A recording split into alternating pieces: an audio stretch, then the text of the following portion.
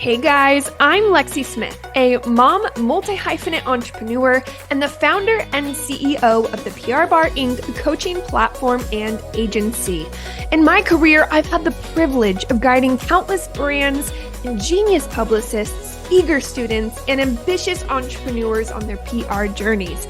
I've danced with the giants and nurtured startups, directed in-house PR departments, lent my expertise to boards, and spread knowledge across universities nationwide.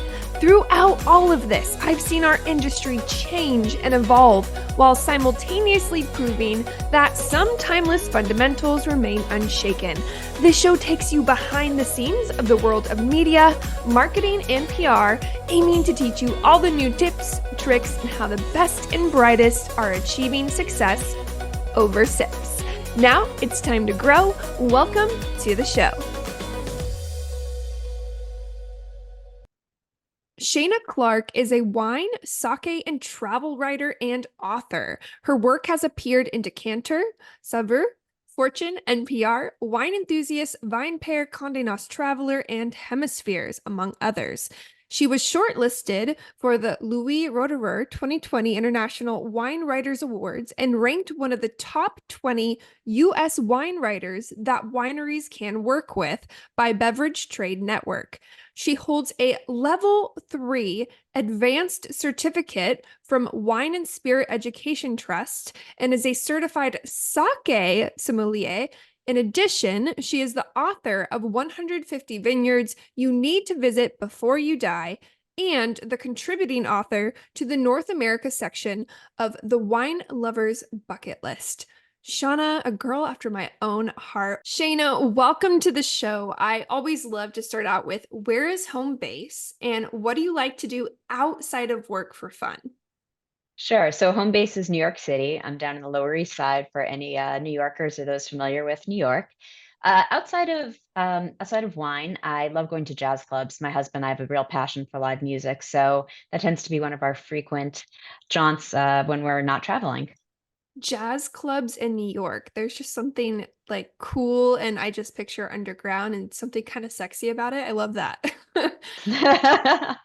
Um, That's a pretty apt description of many of them. Yes. there you go.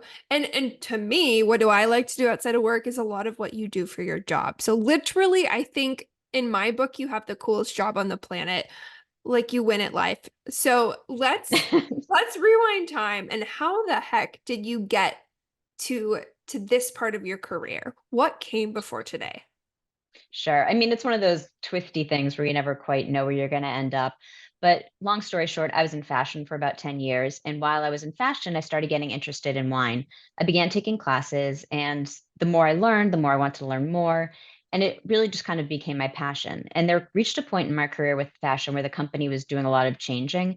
And it was a really good opportunity for me to get out and kind of pursue this interest in wine that I had.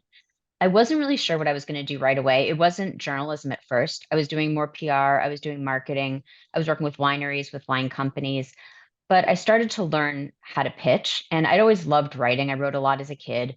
I had a wine blog that I didn't share with anybody except my mom, literally, but it taught me really good discipline and it taught me how to stay on a schedule. It taught me about deadlines. And so from there, I took a how to pitch class, started pitching outlets.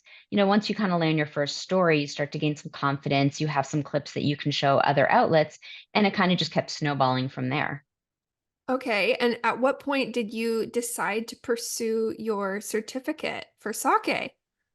Sake was something that I'd always had a passion for sake. And then when my husband and I were getting married, we ended up going to Japan because we said, well, where are we going to go that's not wine? Because otherwise we were going to make it into a work trip.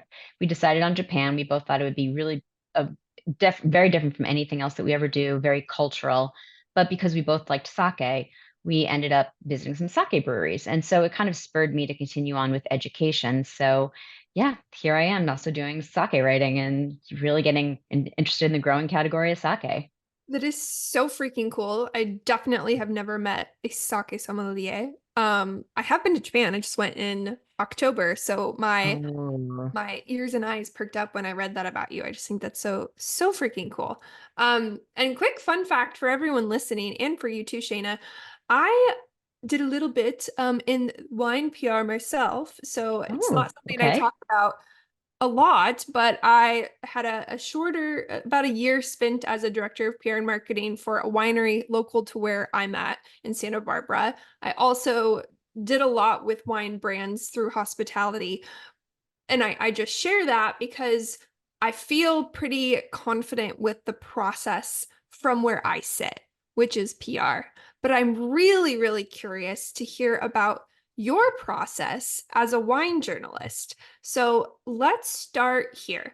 Let's start because you do a lot of freelance work. How do you go Mhm. about curating your story ideas? Sure. I think travel is one of the biggest for me. I think that you need to go somewhere to really understand the place, to understand the wine, to understand the culture behind it. So to me, travel is probably my number one. To me, it's vitally important. I read a lot. I read a lot of newsletters. There's a lot of newsletters that come in daily with that kind of aggregate the top news stories, and it's a range of publications that they'll pull from. So I could find things in small community newspapers that might pique my interest, but also some bigger stories. It'll round up press releases from other outlets that I may not have heard of before. So those are also really big for me. Definitely press releases from PR agencies and people that I work closely with. I think that that's always been a vital source for me. I think also just I'm very social, so I like getting out. I like talking to people. I love doing coffee with people, a glass of wine with people. I think that the more you expose yourself to different people and different ideas, the more ideas spark, is pretty much how it works. Okay, and I am curious as well. Do you like curate your travel? Do you pick okay, I'm going to go to X location and turn it into a work trip, or is it more you're assigned a story or you have a story and the travel kind of gets curated within that? It's a little bit of both. So on press trips quite a bit from PR agencies and brands, and I'll go into it. And honestly, with those, I won't go into it with a confirmed story because I know that the purpose of those is to really be educated. And I actually just did a podcast all about press trips and best practices on press trips for brands. But it's to me, it's really hard to say I'm going to come out of it knowing that this is the story that I'm writing because you'll go in there and sometimes you'll be like, that's not the story. This is the story. Or you'll Mm. find something that's totally surprising that you think is so much more interesting than what you initially wanted to talk about. So for press trips like that, I'll go into it with kind of a blank slate, essentially, where I'm just going to be a sponge and soak it up.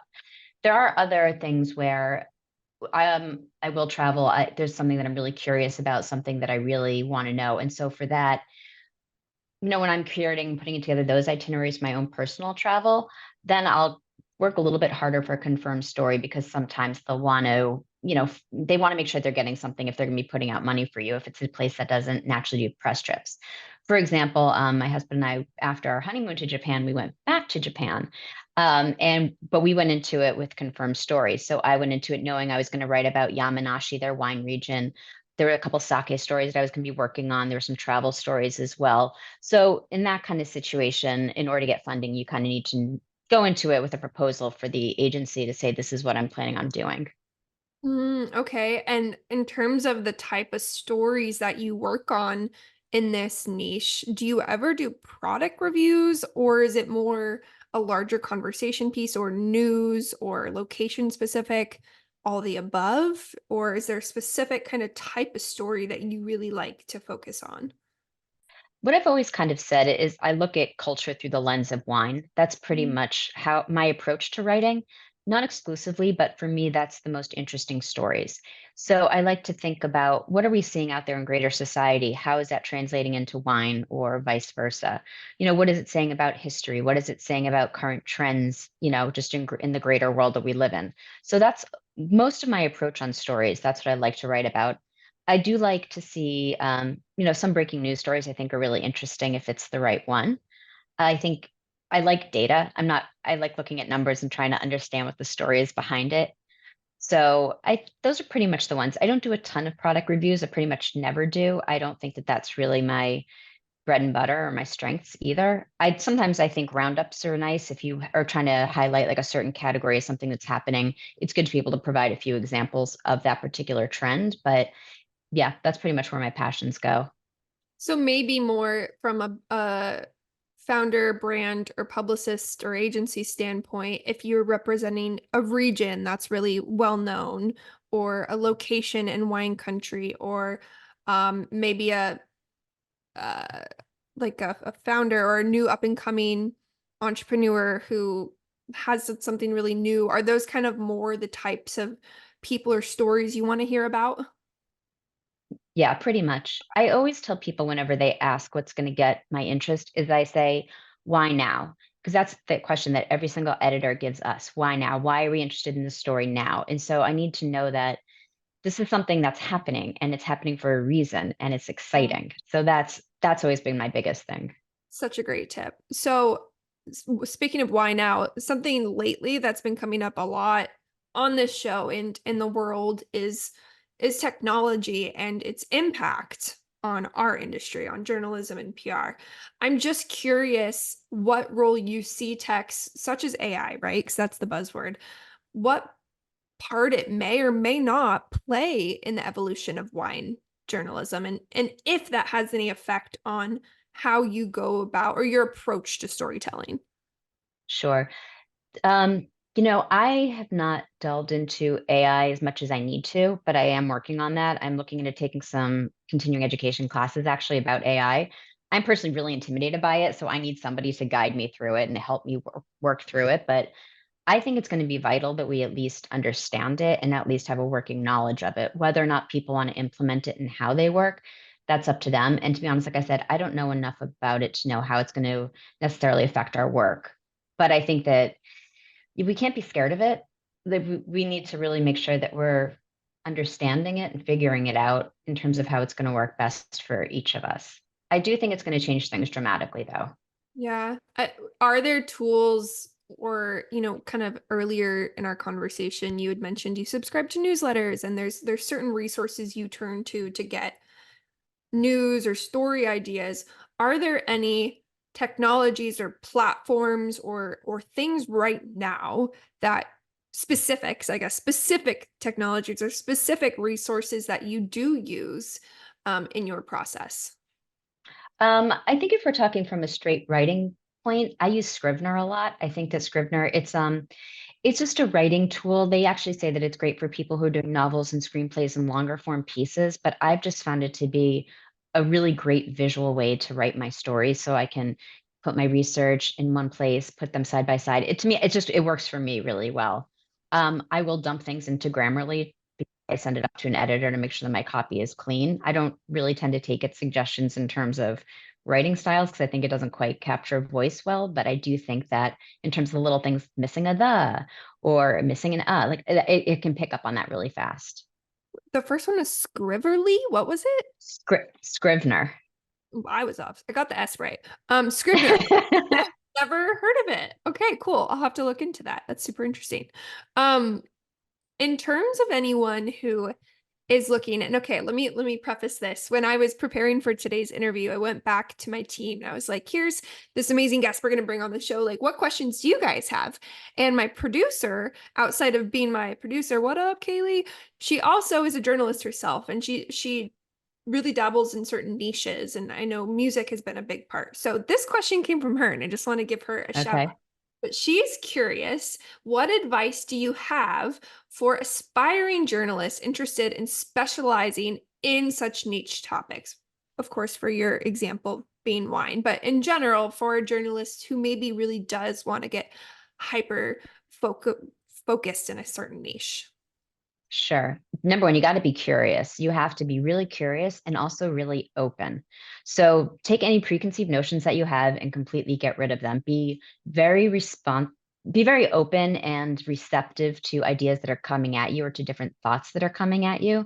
I think it's just going to make you more well-rounded in terms of what the subject that you're looking at. Um, Dig deep, do take classes. I'm a really big believer in classes and continuing education at any age. So I think that whatever you're interested in, do it. For music, go to concerts a lot, go to shows a lot, read as much as you possibly can. And that goes for, wine, read as much as you can, anybody really. Um, I think that those are kind of just the hallmarks. And then I think it's don't be intimidated because I know when you're entering a field for the first time, you're going to feel like everybody knows so much more than you. but don't let them, because everyone is always learning all the time. Our world is evolving so fast that there is no way for anybody to be able to keep up with everything that's happening. So don't feel like you're so far behind, because you're not. And it just kind of actually presents more opportunity for you to see what's coming along. And is that something, some little subgenre or sub thing of this area that you want to become an expert in? Could you grab onto that, this new emerging thing too? Did you know that I send out a community newsletter roundup every Tuesday, chocked full of resources, media kit downloads, journalist contact information, event invites, visibility opportunities? Basically, if you're not on the list, hit pause and sign up. It is super simple. All you got to do is go to theprbarinc.com/newsworthy. That link is in the show notes too. Okay, back to the show. Yeah, I think that's fantastic advice. And, I'm curious too, you kind of talked about some of the general themes that you like to write about, but of the day of this recording, by the way, guys, if you're on YouTube, you're going to see me in a bright neon pink sweater because it's Valentine's Day when we are recording this. You are not listening to this in February probably, but my question is, circa this recording, are there certain stories in the next quarter, the next 2 quarters that you're really interested in, or topics you're looking for resources on, or just, for if there's someone listening who knows someone that could be helpful for you? I wanted to give us a moment to just speak to that. Sure. One thing that's been on my mind quite a bit, and they're kind of, it's two things, but they're also, I think, very closely tied together. One of them is the younger generation not getting interested in wine. The Mhm. whole wine industry is really, I think everyone's trying to figure out how to get people interested in wine and in drinking this beverage. I think that the younger generation has so many more options now. I think that there's a lot of societal movements that are making people turn away from alcohol. So I think that that's one thing. And kind of tied into that is, why is the wine industry struggling? I think that there's a lot of big questions that we're all kind of dealing with. I think the A is definitely factoring into B, but I believe that there's other things that are affecting, what's happening in the industry overall. So those are two things that are very big and broad, and I think have a lot of opportunity to be drilled down into. That's what I'm really interested in now. I want to subscribe to all of that because I 100% see that happening and see that shift. And it's interesting, when I first named the show and I first launched my company, the PR Bar, which very clearly is punned around alcohol beverages, and I Yep. have a program called Wine Club. I found, even 4 or 5 years ago when I talked about it, there being a much wider reception to it, or people are a lot more receptive even than they are now. Now I do often have to caveat like, oh, that doesn't mean you have to drink to work with me. And I am like, shifts being made. And even the winery I used to represent, I went back to their tasting room recently. They've been sold and they were debuting a non-alcoholic wine, which I was like, oh, okay, which is cool and I appreciate, but it was also interesting because I was showing up there for like wine tasting. Anyways, I'm very interested to read that. So I'm just co-signing, please do write that because it is interesting and I've seen it from the consumer lens um as well, but I digress. Okay. So what I want to do now is transition to a little bit of rapid fire. This is still in Ooh. the lane of thinking of you are you, right? In a world of robots, I'm very pro recognizing and acknowledging a journalist for the individual person that they are. So the whole point of rapid fire is that there's no right or wrong answer. It's just your preference. So I'm just going to kind of hammer off a bunch of questions and we'll see what comes of it. Are you ready? Okay. Okay. Yes. We'll see. So here, for example, I'll tee you up with the first question. Is there a day of the week that you prefer to be pitched? Tuesdays. Tuesdays. Okay. What about time of day? Anytime, doesn't really matter. Okay. Are you pro or accepting of follow-ups? Yes, and I actually think follow-ups are a very smart thing to do, because things get very lost in the inbox. So yes, big fan of follow-ups. Not too much, but give me one right after and I'm okay. Okay. Okay. So we already kind of talked, you don't do a ton of products. Let's talk about pleasantries. this is another big debate because we also here in the industry like keep everything concise, but at the same time, a lot of journalists on the show have had different opinions on if you want a brand, a founder, a publicist to take a moment to have pleasantries, acknowledge your work, like try to establish that human connection, or skip it, that's fluff, get straight to the point. No, I like the human connection. I like knowing that they're looking at what I'm doing. It feels that, they're paying attention and they're putting in the legwork. I think that that will capture my attention versus a very generic press release. Okay, cool. And I loved hearing you still use press releases, which is great. What other assets in your line of work are important for you to have or for you to see in a pitch? What's going to help your story? Ooh, that's a good question. I like data points. I think that anything that shows trends is wonderful because oftentimes my editors, if you can back up that this is a trend with hard numbers, that's fantastic. That's really very helpful. Um, yeah, I would say absolutely that. Knowing that people are going to be available to speak with me if needed. I don't need all the assets up front right away. Like you don't have to bother sending me the Dropbox with the images and text sheets and all that. Like we can get to that later on. I don't need that at the moment. Okay. And then DMs. This is also hot debate. Are you open to being Mm, pitched in your social media DMs? not a big fan of it. I think that's just because I prefer, I just like working on my laptop a lot. I like my keyboard. And I'm not super crazy about like dealing with stuff on my phone. So I'm not a huge fan of DMs. Okay. Is there a social platform that you utilize for your work? Example, Twitter/X. Some journalists love using that for source requests. So I'm hearing a lot more people turning to LinkedIn. Some go to Facebook. Is there any social platform that you use in your work? Sure. I want to give a shout out to this new platform called Grape Loop. I think it's growing and I think it's been incredibly helpful. It's a platform for the wine community to connect. So I've actually used it several times for source requests when I'm working on articles. I found that, and I'm getting responses from it. I think that it's still in the nascent stages and it's going to keep growing. So I would definitely say if you're in the wine industry, check out Grape Loop. I also really like Instagram. I think that that's kind of my primary social media platform that I use. Every so often I'll kind of jump on over to Threads, but I haven't really quite gotten my head around it that much. So I those are keep pretty much, and waiting. I like LinkedIn, and actually LinkedIn I find really helpful too. Okay. I keep waiting to see if Threads is going to die or if I'm just procrastinating on something that inevitably I should be on.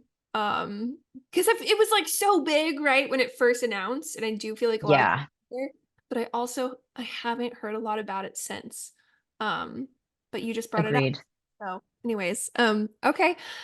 Whew, you made it through rapid fire. See, it's not too painful. Oh, that wasn't bad. No, it wasn't at all. I actually left a little bit more time than I usually do on this show to transition into our last section because, Okay. like I said, I have never had someone in your position on this show. So I'm going to ask a signature question and then I'm going to give us ample space to dive in. And this is, for my fellow winos out there, this one's for you. So we talked pitchin'. What can we find you sipping? And I have to selfishly say, if you don't answer in wine, that's fine. But then we're going to have to go back to wine. So what can we find you sipping? If it is wine, great. If not, we'll go to wine next. Um, so I will say that I drink very broadly. I'm really curious about what's happening in the wine world, and so I will absolutely taste pretty much anything that you'll put in front of me. I think that I think that they all tell a story, and I mean, this is why I'm in the industry is to just keep learning more. I do love champagne. I will always admit that I have a very big soft spot for champagne. So if someone is pouring me a glass of that, that's probably my big thank you very much. uh, but I think, it's part of what makes me love this industry is the opportunity to just taste so many different things and to, see what's happening out there and try to understand wine and just like it's such a big world of wine out there. I don't want to limit myself to just one thing. I really appreciate what you said earlier in the show and highlighting the connection of culture to wine because so another fun fact, I studied abroad in Italy for about 6 months back in college and I literally got to study food, wine and art. And Ooh, I felt like I came from a culture in America where there was a lot of extremes, like either wine is good or wine is bad, and there wasn't a lot in between. And it wasn't necessarily talked about culturally in the places I was at. Where I go to Italy, and it's just such a part of life, right? It's such an yes. integrated part of culture. And so I'm curious, knowing that you've traveled the world, if there are some wine cultures that, come to mind as maybe especially unique, or some that you really appreciate, or just, I don't know, let's just have a moment to shout them out. Ooh, I do agree with you about Italy. I think that Italian wine culture is just absolutely beautiful. I think that them and France and Spain, wine is just a huge part of what they've always done. And you have these wineries that go back, 13 generations in certain places. So it's just always been a part of how they enjoy life. And, they'll slow down, they'll actually stop and have a glass of wine. There's certain traditions around it. Like you must have food with wine. Some places won't let you just have a glass with nothing like we do in America. I think prohibition really kind of screwed us up as a country in terms of wine and wine enjoyment. And we've set up so many barriers that make it really hard for people to get wine and hard to enjoy wine. And then we've also created all these stigmas about drinking. And I think, that's part of the reason why, I also really like looking at our domestic wine industries that are growing, Oregon and California and New York and everywhere else, because they're kind of coming from a place that's really just entrepreneurial and new, and there isn't a huge tradition behind them. So I like kind of seeing how that's been evolving too. Do you have any favorite wines or wineries that we can take a moment to spotlight? Oof. I This know is where I it's always a get big tripped. This is question. where I get tripped up on the questions. This is where You're I'm like, like, how long do we I can't re- have? I can never remember off the top of my head. I'm like I get very like tongue tied when it comes to favorites. I can give you favorite regions. I think maybe that might Okay, let's do work a that. little Yeah. bit better if that's a better way to go about it. Yeah. I think domestically, I really love what's happening in Oregon, especially in the Willamette Valley. I think that there's so many beautiful wines. Yeah? I'm from there. Yeah. Shout out. Fantastic. That's such a great place that like the wines that are coming out of there are just absolutely stunning. I think again, going back to champagne, because I do love champagne, I think that that's really great. But I my husband works with South African wines, and so I definitely have to call out that what's happening there is so incredibly exciting. And I don't think enough people know about that. And I'm not saying that because he's my husband. I'm saying that because I legitimately love the wines that are coming out of there. I went to Uruguay for the first time a couple weeks ago, and Recent. very, very interesting. Yeah, they have the culture. A lot of it stemmed from Spanish and Italian immigrants, so there's a lot of that kind of culture that's kind of coming into the wines there. So it's a really dynamic scene. It really is. But I love Spain. Yeah, I mean, yeah, I'm not doing very good at this question. No, you are. And I will say one of my bucket list items is to have champagne and champagne, which I feel like you've probably done. It's yeah. Yeah. And you got to go get French fries. That's the key. Is then you go to like the late night spot, get some French fries with your champagne, and that's the way to go. That's like my heart and soul. Okay, so I do want to give us a moment to talk about the different ways people can work with you, because I do believe beyond just freelancing for third-party outlets, there's other things that you may offer as a writer. Am I correct? Yes, and I really appreciate you bringing that up because a lot of what I also do is I'm a content writer. So I work with wineries and wine companies on their content, whether that's website copy, whether that's sustainability projects, whether that's working on press releases. Sometimes it's fine to be on the other side, but I will help out people writing press releases. Really, any kind of content that people need, I'm there. to do. I've done catalogs, tech sheets, holiday offerings. And I find them advertorials for magazines. I enjoy doing them. I really do. I think that it's always good to get an outside voice coming in to help with branding. I think that because a lot of companies can really, you're so used to hearing yourselves a lot of the time, or like you're working with the same people all the time that I've heard this from many clients, getting that outside perspective to come in has really been very helpful.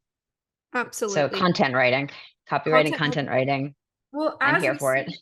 as we see more and more and more people turning to the world of freelancing, I'm noticing more and more freelancers are offering this side of their business. And I think it's worth highlighting, and you guys understand, you guys meaning you listeners, understanding that beyond just pitching them for earned press, there's other opportunities and ways that you can work with someone like Shana. So where can they go to learn about both your work on the journalism side, but also your offerings from the content side?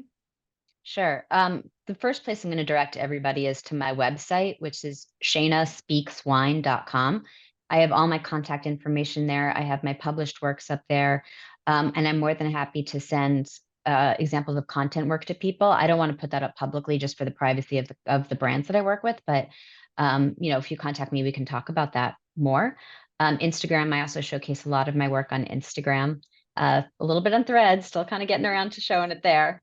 And I always post things that I always post things on LinkedIn as well. So all the social channels, but I would say primarily my website is the go-to. Really wish that there had been a movie about you when I was at a point in college where I could have realized this should have been my career path. I just like looking into your background, I'm like, wow, I'm having a midlife crisis. I want to be Shana when I grow up. Wait, I grew up. Crap. It's never too late. Look, it's never too late. You could start at any point. Never too Oh, late. well, this is why I selfishly gonna have my own podcast called Pitchin and Sippin and take the last 10 minutes to See? talk about wine. So thank you for being for and for sharing all of your knowledge. You guys, if you want me to launch a wine podcast, fine, I guess. Just let me know. Just kidding. But seriously, thank you for your time today, and thank you for coming on the Pitchin and Sippin podcast. Hey guys, if you are enjoying the Pitchin and Sippin podcast, please do me a huge favor and leave a review wherever you are listening. If you want to connect with me to learn more about the PR Bar Inc., you can do so on Instagram at @thePRBar_Inc., or you can check out my website at theprbarinc.com. Cheers!